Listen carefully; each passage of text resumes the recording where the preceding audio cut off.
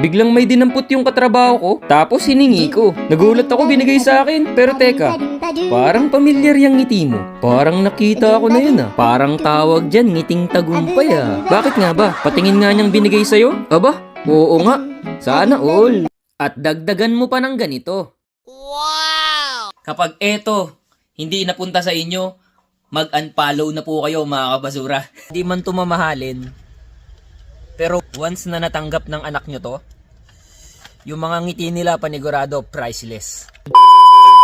At bago ko nga po pala ikwento yung nangyari, magpapasalamat lang po ko dito sa mga kabasura natin. Maraming salamat po sa pag-appreciate ng mga bagay na natanggap nyo. Ang mga katulad nyo po na marunong maka-appreciate ng mga bagay-bagay ay isa sa mga nakakapag-motivate sa akin magpatuloy pa. Kaya hanggat nandyan kayo, andito rin po ang Basurero TV. Maraming salamat po mga kabasura. At balik na nga po tayo for today's video. Kung napapansin nyo mga kabasura, nasa ibang pwesto po ako ngayon. Kung napanood nyo po yung mga nakaraan kong video, dyan po talaga yung pwesto ko. Kung saan nakatayo yung kasama kong Sri Lankan. Na hospital kasi yung talagang nakapwesto dito kaya pinalitan ko muna siya. Pero ngayon nakauwi na siya at nagpapagaling. Kaya habang nagpapagaling siya, ako munang pumalit sa pwesto niya mga kabasura. Sa totoo, sobrang ganda rin dito talaga sa pwesto na to. Bukod kasi sa madali lang yung trabaho, ang dami ding napupulot. Ang trabaho ko nga pala dito ay itulak lang ng itulak yung mga lata papunta sa conveyor. Tapos, yung mga lata ng butane gas, binubutas ko yon para pasingawin yung gas. Kasi kapag NIUP siya, tapos maraming gas, kung minsan ay nag-aapoy. Kaya dapat namin butasin para sisingaw lang siya. O di ba, ang dali lang?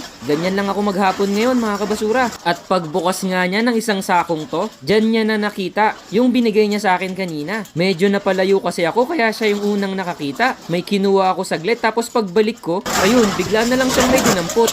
Sinubukan kong hingiin, binigay naman mga kabasura. Swerte! Akalain mo yun? Siya yung nakapulot, pero tayo yung nakajackpot. Panis! Sana all!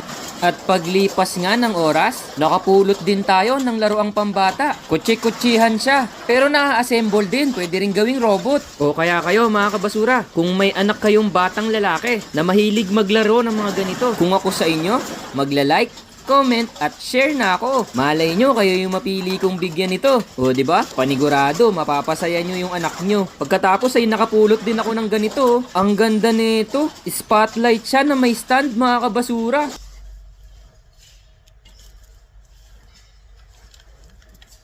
Ganda. Ganda na ito mga kabasura oh. Tuwan-tuwa anak nyo kapag natanggap niya to mga kabasura. Kotse tapos binubuo ng robot. Eh no. Ito pa oh. Robot din siya mga kabasura. Na kotse. Bubuuin. Ganda to. Ito pa oh. Ayan. Robot din siya. Binubuo. Ganda. Ayos to mga kabasura. Panigurado, tuwang-tuwa anak nyo dito. Ayan o. Konting punas lang to. Mas gaganda pa to mga kabasura. Ang kagandahan dito, hindi man to mamahalin. Pero once na natanggap ng anak nyo to, yung mga ngiti nila panigurado priceless. Ganda, ganda.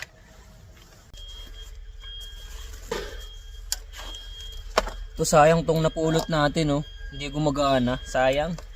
Ganda pa naman nito, spotlight oh. Tapos may stand pa. Sayang. Hindi gumagana. Tatapon ko na lang. Sayang. Sayang, tapon.